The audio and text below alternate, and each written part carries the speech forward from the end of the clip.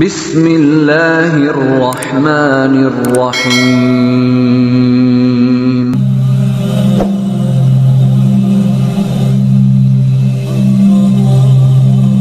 Assalamualaikum warahmatullahi wabarakatuh.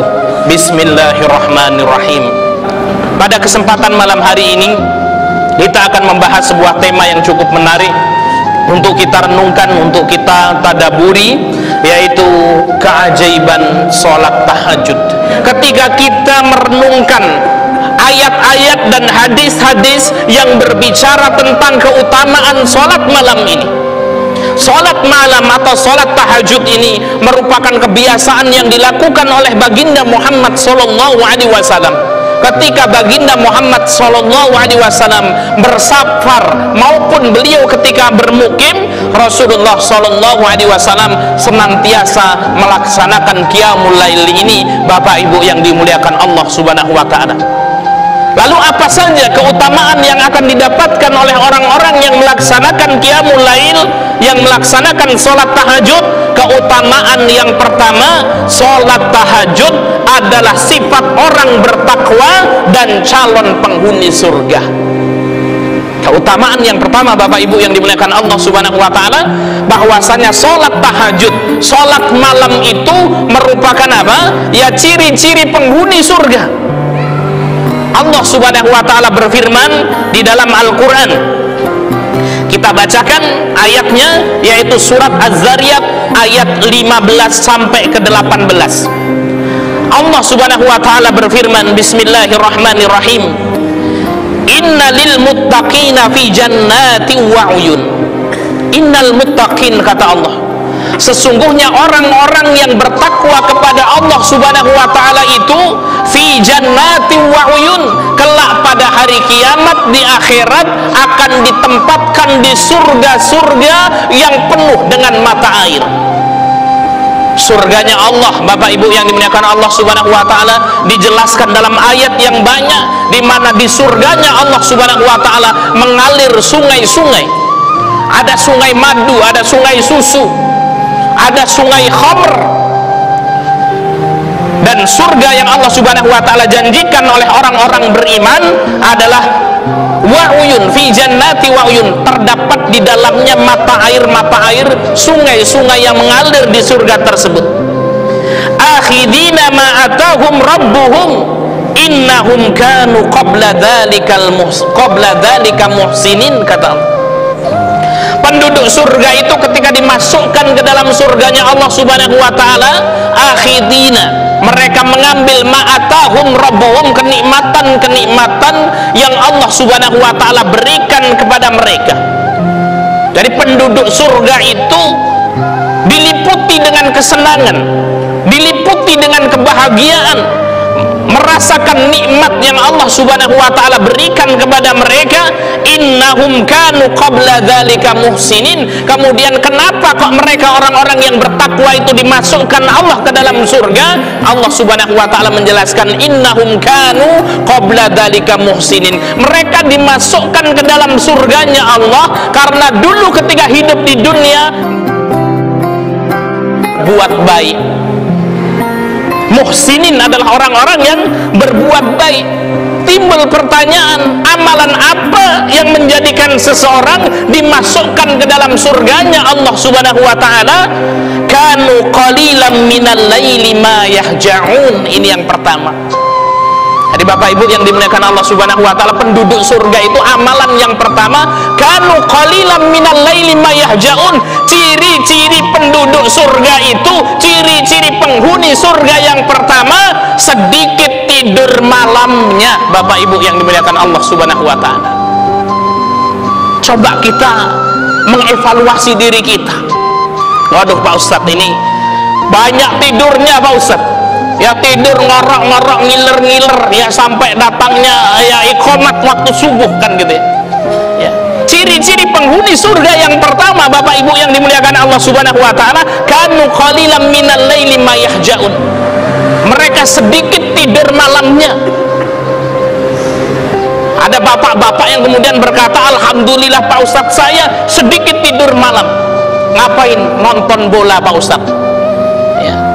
Alhamdulillah Pak Ustadz, kalau ada hajatan tetangga sedikit tidur malamnya Pak Ustadz, ngapain? Gaplean sambil minum kopi.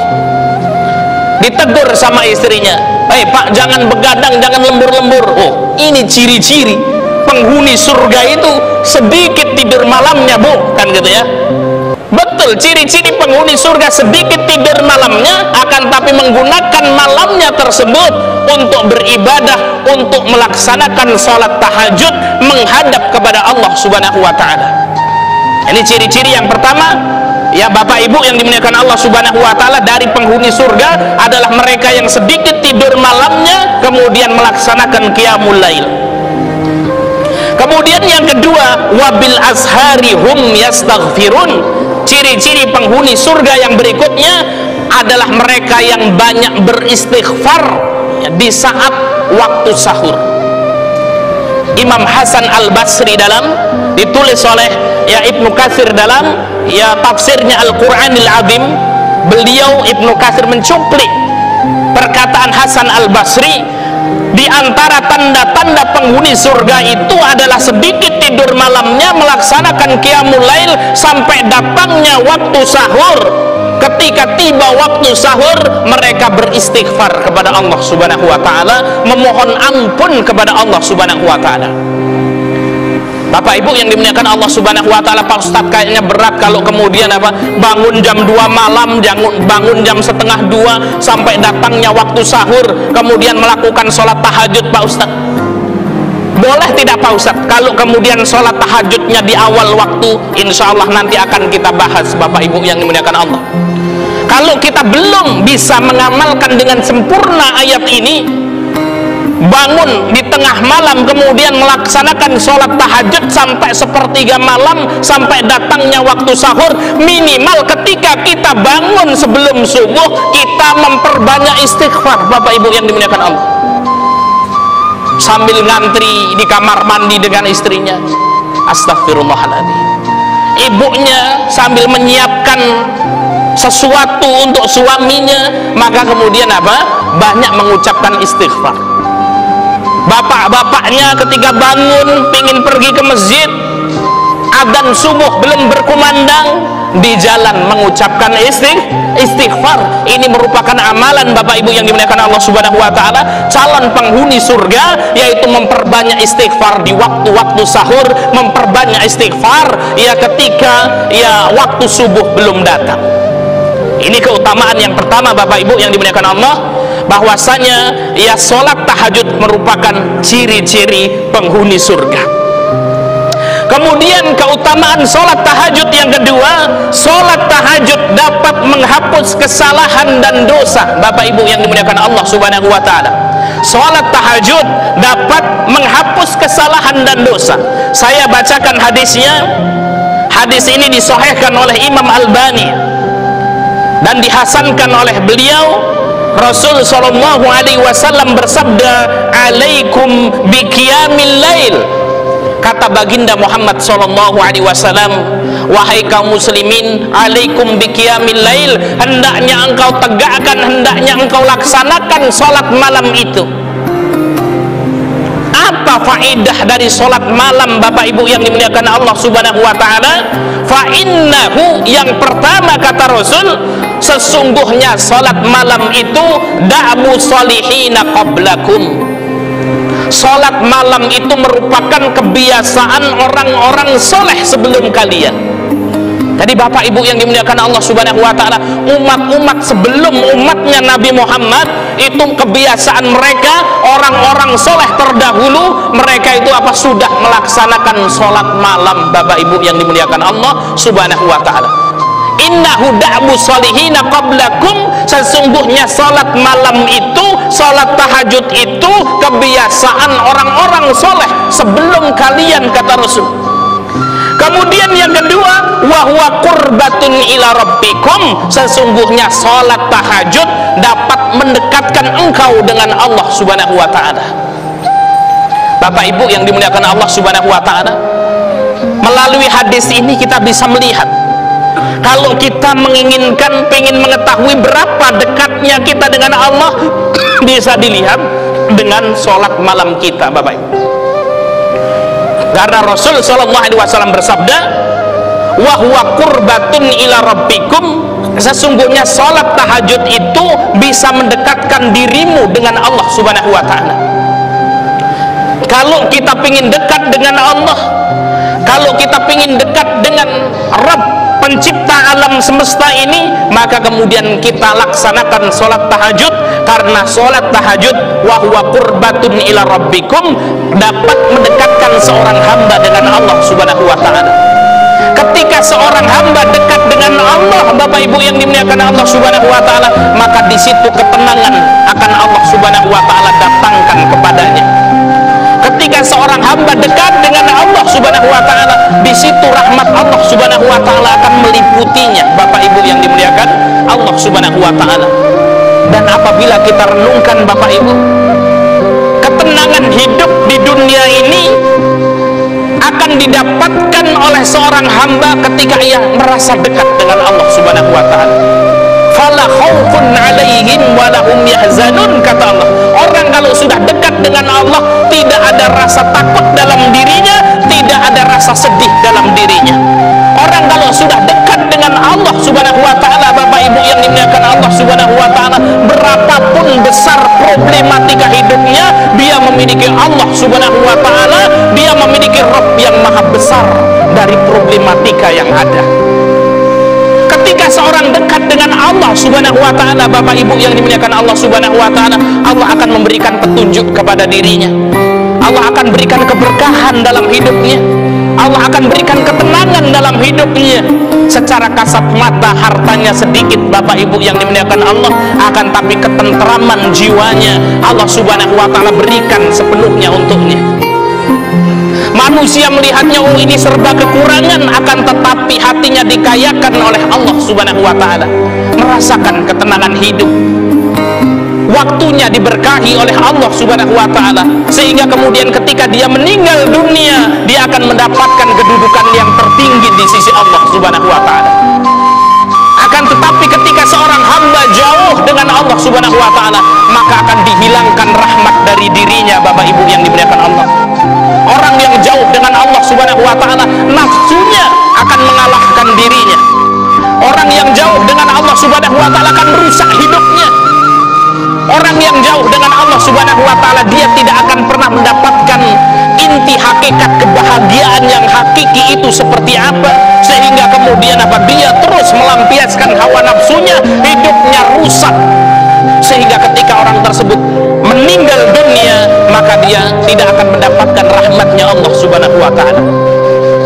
Maka Bapak Ibu yang dimuliakan Allah Subhanahu wa taala, orang yang sering melaksanakan sholat malam, wa huwa qurbatun ila rabbikum, akan dekat dengan Allah Subhanahu wa taala. Kemudian yang ketiga, wa mukaffiratun lisayyi'ah.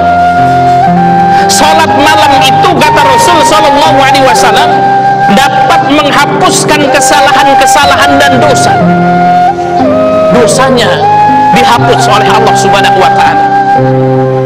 Karena dosa, Bapak Ibu yang dimuliakan Allah Subhanahu wa taala, sesungguhnya dosa itu dapat menghalangi rizki seseorang. Disebutkan oleh para ulama, fa inna rizqa la yuhramu rizquhu bidzanbi yusibuhu. Sesungguhnya seseorang itu betul-betul akan terhalang rizkinya karena dosa yang ia lakukan. Maka Bapak Ibu yang dimuliakan Allah Subhanahu wa taala, orang yang banyak melakukan perbuatan dosa, rizkinya akan dicabut oleh Allah Subhanahu wa taala. Pak Ustadz, tetangga saya tidak pernah sholat, tidak pernah beribadah, maksiatnya luar biasa, tapi rizkinya banyak. Rizki yang mana sekarang yang menjadi pertanyaan? Rizki itu bukan hanya sekedar harta, Bapak Ibu yang dimuliakan Allah.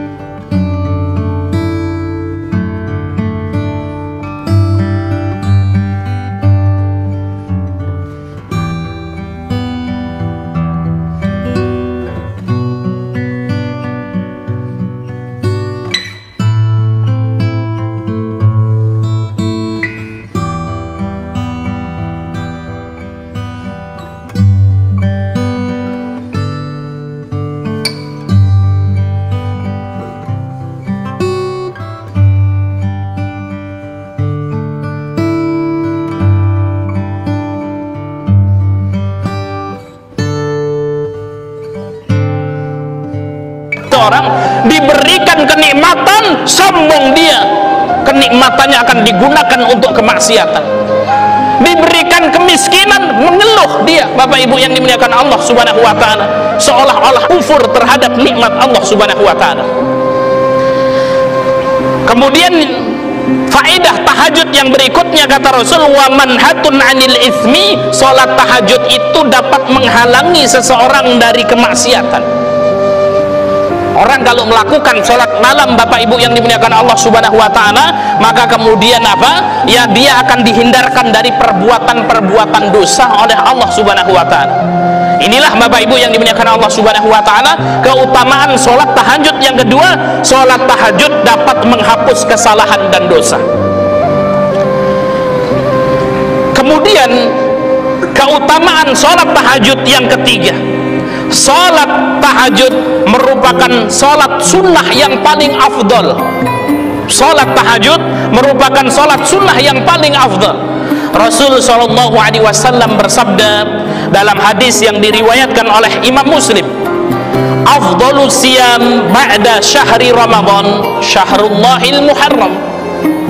Kata baginda Muhammad, sebaik-baik puasa setelah puasa Ramadan adalah puasa di bulan Muharram. Ya, jadi puasa di bulan Muharram, Bapak Ibu yang dimuliakan Allah, itu merupakan puasa terbaik setelah puasa Ramadan. Wa afdhalus shalah ba'dal fardhati salatul lail. Dan Rasul bersabda, dan sebaik-baik salat setelah salat wajib adalah salat malam. Ya. Dan sebaik-baik sholat setelah sholat wajib adalah sholat malam.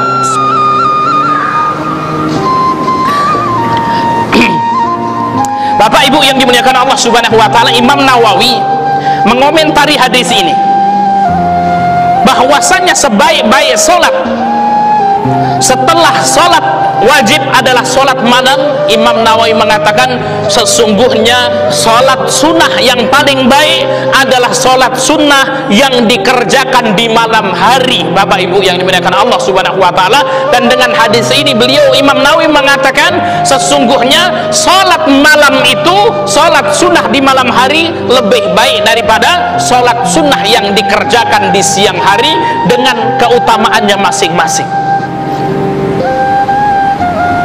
Jadi Bapak Ibu yang dimuliakan Allah Subhanahu wa taala, ketika kita melaksanakan sholat lail, ketika kita melaksanakan sholat malam, maka itulah ya sholat sunnah yang paling afdol.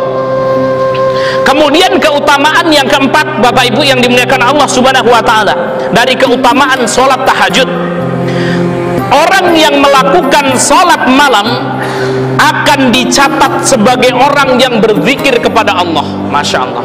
Jadi orang yang melakukan sholat malam akan dicatat sebagai orang yang berzikir kepada Allah Subhanahu wa taala. Saya bacakan hadisnya. Rasul Shallallahu Alaihi Wasallam bersabda, ini hadis diriwayatkan oleh Ibnu Majah dan hadisnya adalah hadis yang sahih. Rasul bersabda Shallallahu Alaihi Wasallam, idza staiqadar rajulu minal laili, apabila seorang laki-laki atau seseorang terbangun dari tidurnya, ya, maka disebutkan di sini ar-rajulu, idza staiqadar rajulu, jika seorang suami terbangun dari tidurnya di malam hari, minal laili, yaitu di malam hari, wa aiqadha imra'atahu, kemudian laki-laki tersebut membangunkan istrinya. Ya, perhatikan hadisnya, Pak. Jika seorang laki-laki terbangun di malam hari kemudian membangunkan istrinya, ini menunjukkan bahwasanya harusnya yang bangun duluan bapaknya atau ibunya. Apa, Pak? Bapaknya bangun duluan membangunkan ibunya. Bu, sekarang yang bangunkan itu ibunya atau bapaknya kira-kira? Pak Doni, bangunkan istrinya atau dibangunkan istri? Dibangunkan istri. Oh enggak Pak Ustaz. Ya maka dalam hadis ini hendaknya yang laki-laki membangunkan istrinya, wa aiqadha imra'atahu, dan membangunkan istrinya. Fasolaya, kemudian keduanya melaksanakan sholat malam, Bapak Ibu yang dimuliakan Allah Subhanahu wa taala, rakaataini, 2 rakaat. Berapa rakaat? 2 rakaat. Jika ada seorang laki-laki bangun di malam hari membangunkan istrinya, kemudian keduanya sholat 2 rakaat, melakukan sholat malam 2 rakaat. Nanti akan kita bahas insya Allah. Ustadz, sholat malam itu berapa rakaat Pak Ustadz? Ya, fasolaya rakaataini, dan mereka berdua melaksanakan sholat malam 2 rakaat. Kutiba minadz-dzakirina Allaha katsira wa dzakirat, maka Allah Subhanahu wa taala akan mencatat suami istri tersebut sebagai manusia yang banyak berzikir kepada Allah Subhanahu wa taala. 2 rakaat yang dikerjakan suami istri di malam hari, 2 rakaat sholat malam yang kita lakukan Bapak Ibu yang dimuliakan Allah Subhanahu wa taala, itu akan menjadikan kita dicatat ketika hari itu sebagai orang-orang yang banyak berzikir kepada Allah Subhanahu wa taala. Dan Rasul Shallallahu alaihi wasallam bersabda, perumpamaan antara orang yang hidup dan mati, atau perumpamaan antara orang-orang yang berzikir kepada Allah dengan orang-orang yang tidak berzikir kepada Allah, seperti perumpamaan orang yang hidup dan mati, Bapak Ibu yang dimuliakan Allah.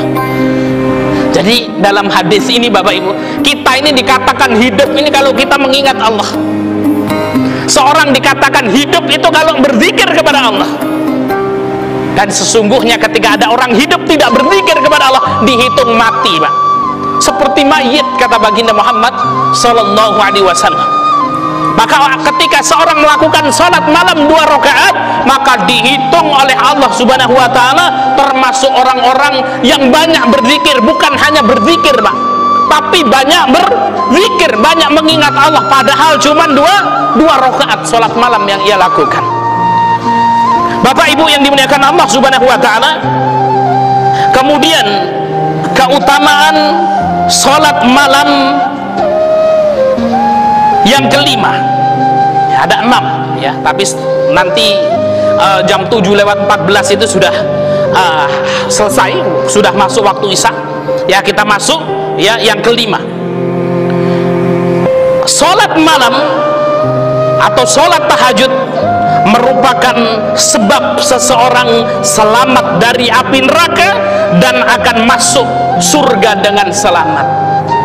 Nah, jadi keutamaan sholat tahajud, sholat malam yang kelima, Bapak Ibu yang dimuliakan Allah Subhanahu wa taala, sholat tahajud, sholat malam itu dapat menyelamatkan manusia dari api neraka, kemudian apa? Dapat memasukkan seseorang ke dalam surganya Allah Subhanahu wa taala dengan selamat. Rasul Shallallahu alaihi wasallam bersabda dalam hadis yang diriwayatkan oleh Imam At-Tirmizi, ya ayuhan nas, kata Rasul, wahai manusia, afsus salam, tebarkanlah salam. Ini Rasul sedang mengabarkan kepada kita tentang amalan-amalan surga. Amalan apa saja yang dapat memasukkan seseorang ke dalam surga? Yang pertama, afsus salam, tebarkanlah salam. Kalau kita berjumpa dengan saudara kita, ucapkan assalamu alaikum, assalamu alaikum, afsus salam. Yang kedua, wasilul arham, sambunglah silaturahmi, kata Rasul. Ya, ketika kita berkunjung ke tempat saudara kita, ya, silaturahmi ke saudara kita, itu merupakan amalan-amalan penduduk surga, Bapak Ibu yang dimuliakan Allah Subhanahu wa taala. Jangan remehkan silaturahmi ini. Akan tapi kemudian kerjaannya kemudian jangan silaturahmi terus kemudian tidak kerja, kan gitu ya, meluyur terus, kan gitu ya.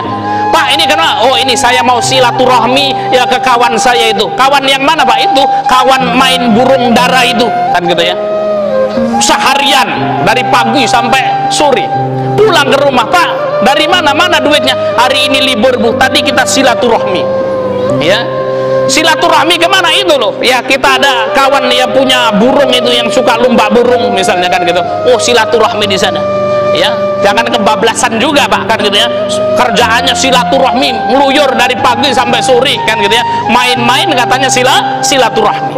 Ya. Maka kemudian apa? Kita menyambung silaturahmi, menyapa saudara kita tidak memutus ya tali silaturahmi kita. Ini merupakan apa? Ya merupakan amalan penduduk surga yang kedua. Wa at'imut ta'am.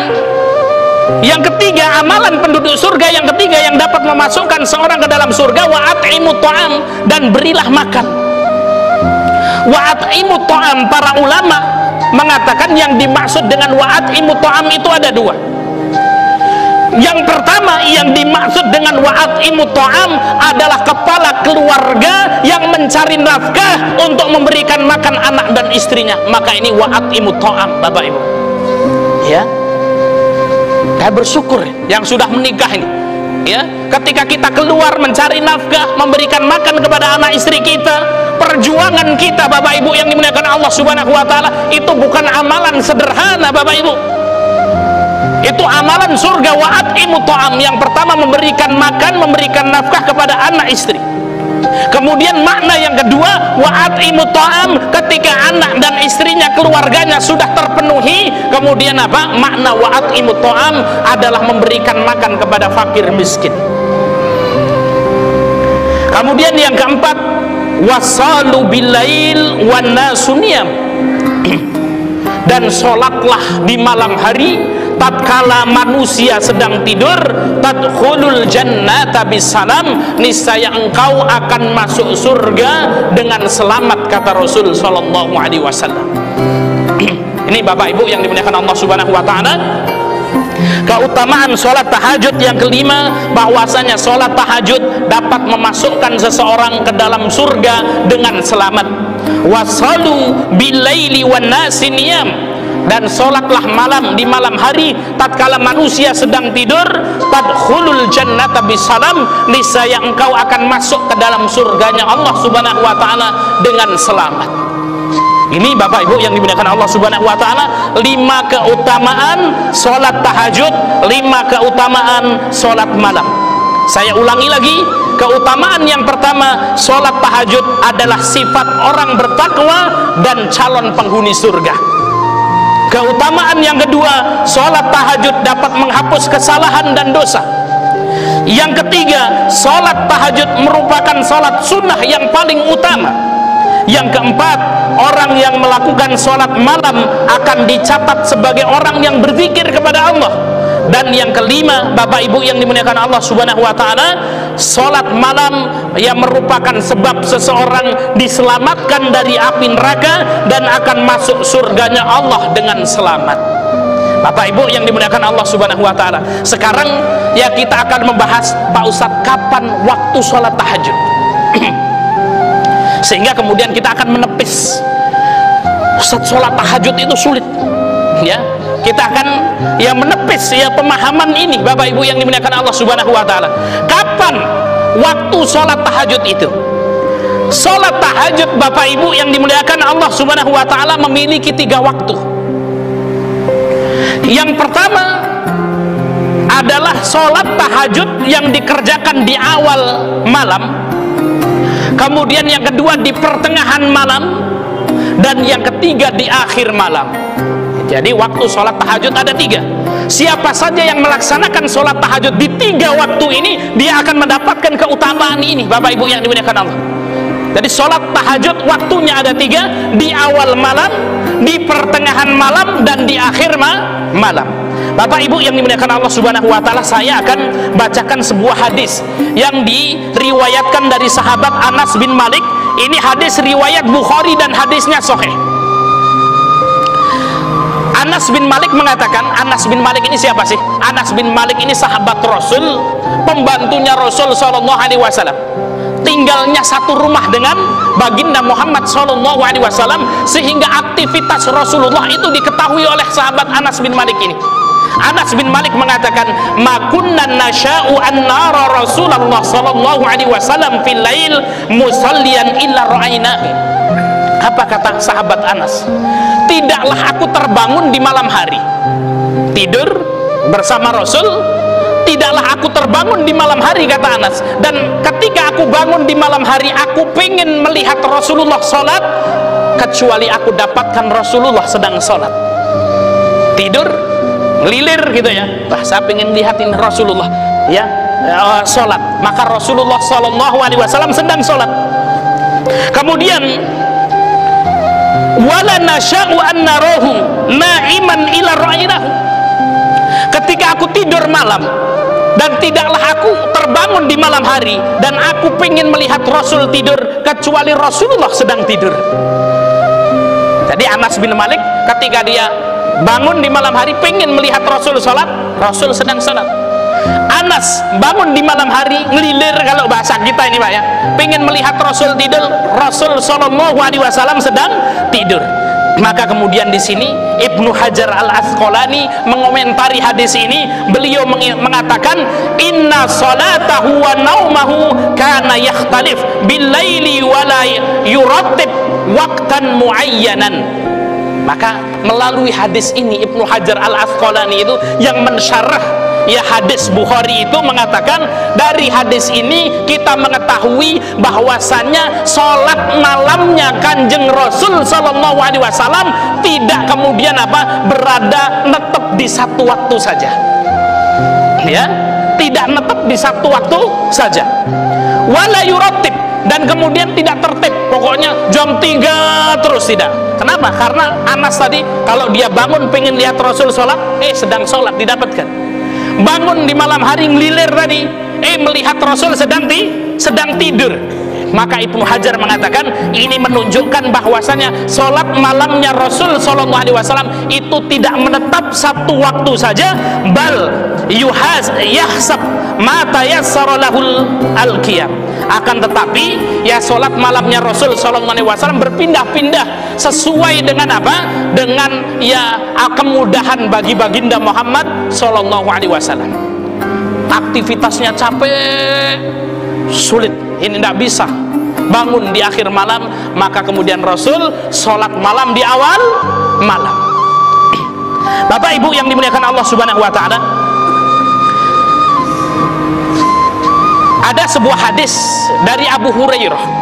Jadi Abu Hurairah Bapak Ibu ini sahabat yang luar biasa sekali, cuman punya kelemahan Abu Hurairah ini. Abu Hurairah ini kalau belajar luar biasa, telaahnya luar biasa, cuman Abu Hurairah ini sulit kalau kemudian yang bangun di akhir malam.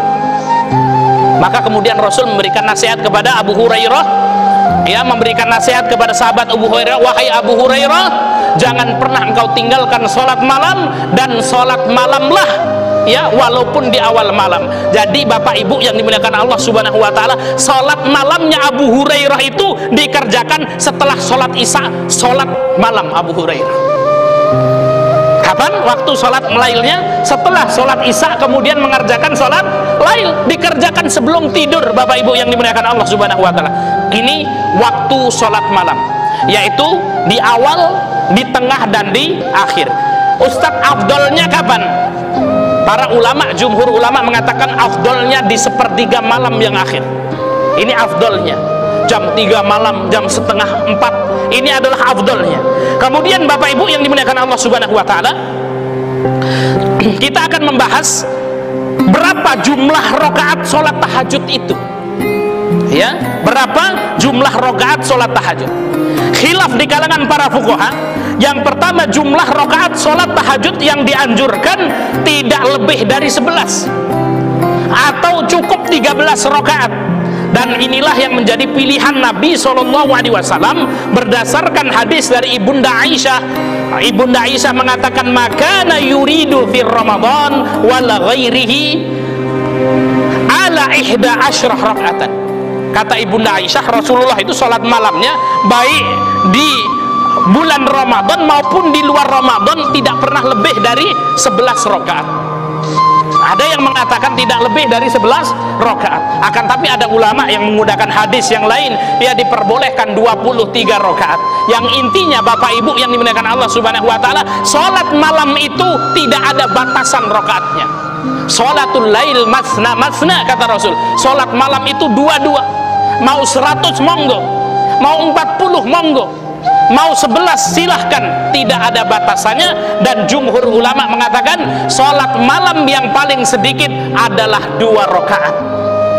Berapa rakaat Bapak Ibu? 2 rakaat berdasarkan hadis tadi. Barang siapa seorang laki-laki terbangun dari tidurnya, membangunkan istrinya sholat 2 rakaat, dihitung orang yang berzikir kepada Allah Subhanahu wa Ta'ala. Jadi Bapak Ibu yang dimuliakan Allah Subhanahu wa Ta'ala, inilah Bapak Ibu yang dimuliakan Allah Subhanahu wa Ta'ala terkait dengan jumlah rakaat sholat malam. Dan dianjurkan ya untuk kemudian menutup sholat dengan witir. Witir itu artinya ganjil Bapak Ibu. Witir itu para ulama mengatakan minimal 1 rakaat, boleh 3, digabung 3 sekaligus dengan 1 kali salam, atau 2 salam kemudian 1 rakaat salam. Ini adalah witir. Jadi Bapak Ibu yang dimuliakan Allah Subhanahu wa Ta'ala, intinya salat malam Bapak Ibu yang dimuliakan Allah Subhanahu wa Ta'ala dengan keutamaan yang kami sebutkan itu bisa dilakukan baik di awal waktu, di pertengahan malam maupun di akhir malam. Dan jumlah rakaat salat malam minimal adalah 2, dan disunahkan ditutup dengan witir, dan witir minimal jumlahnya adalah 1. Jadi Bapak Ibu yang dimuliakan Allah Subhanahu wa Ta'ala, kita lanjutkan sebentar. Kita bisa mempraktekkan sholat malam ini. Nanti habis sholat isya kita bisa mempraktekkan. Selesai sholat isya Bapak Ibu yang dimuliakan Allah, orang sholat 2 rakaat, meniatkan sholat apa? Sholat malam. Rakaat pertama baca Al-Falaq, hafal semua insya Allah Ibu ya, Pak ya. Rakaat kedua baca surat Anas, salam. Kemudian berdiri lagi, sholat 1 rakaat, sholat witir, baca Qul huwallahu ahad, baca surat Al-Ikhlas. Itu sudah dihitung sebagai orang yang telah melaksanakan qiyamul lail, sudah dihitung sebagai orang yang sudah melaksanakan sholat malam Bapak Ibu yang dimuliakan Allah, dan akan mendapatkan keutamaan yang kita sebutkan itu tadi. Bapak Ibu yang dimuliakan Allah Subhanahu wa Ta'ala, mungkin ya orang itu kita berpikir, ya Allah Ustaz, sholat malam itu bangun 2:30, kemudian sholat 11 rakaat kan gitu, dingin kan gitu ya Bapak Ibu yang dimuliakan Allah, sehingga kemudian orang malas sholat malam ya. Kalau bisa melakukan itu alhamdulillah, itu keutamaan yang sangat luar biasa. Kalau belum Bapak Ibu yang dimuliakan Allah Subhanahu wa Ta'ala, minimal kita melaksanakan sholat lail ini untuk mendapatkan keutamaan yang begitu banyak itu tadi. Selesai sholat isya kita, sholat 2 rakaat, kita niatkan ba'diyah sholat isya 1, kita niatkan sholat malam 2, digabung boleh Bapak Ibu yang dimuliakan Allah Subhanahu wa Ta'ala. Ya Allah, aku berniat untuk ya ba'diyah sholat isya, aku berniat untuk melaksanakan sholat malam 2 rakaat, salam. Bangun lagi sholat 1 rakaat, baca surat Al-Ikhlas, Qul huwallahu ahad, salam, pulang sudah, maka sudah dihitung sebagai orang-orang yang melaksanakan qiyamul lail. Pak Ustaz, saya mau nantilah 11 rakaat jam 3:30, jam 3 malam, silahkan, bagus. Tapi bagi yang belum bisa, maka boleh kita melaksanakan sholat malam di awal malam sebagaimana yang dilakukan oleh Abu Hurairah radhiyallahu anhu. Ya kalau ke Ustaz, ya saya pengen yang paling afdal, monggo silahkan, tapi jangan sampai nanti malam qiyamul lail 23 rakaat, Masya Allah, bangun di 2:30, besok sampai 1 tahun yang akan datang sudah nggak pernah qiyamul lail lagi ya. Maka kemudian kalau kita belum bisa mengamalkan yang paling afdal, laksanakan yang paling ringan, akan tapi kita mendapatkan faedahnya. Setelah sholat isya, sholat 2 rakaat, rakaat pertama baca Al-Falaq, rakaat kedua baca Qul a'udzu birabbin nas, salam. Sholat 1 rakaat membaca Qul huwallahu ahad, salam. Maka kemudian sudah terhitung orang-orang yang melaksanakan qiyamul lail. Demikian yang bisa kita sampaikan Bapak Ibu yang dimuliakan Allah, semoga bisa bermanfaat. Kita tutup dengan lafaz hamdalah dan doa kafaratul majlis. Alhamdulillahirabbil alamin, subhanakallahumma wa bihamdika, asyhadu an la ilaha illa anta, astaghfiruka wa atubu ilaik. Wassalamualaikum warahmatullahi wabarakatuh.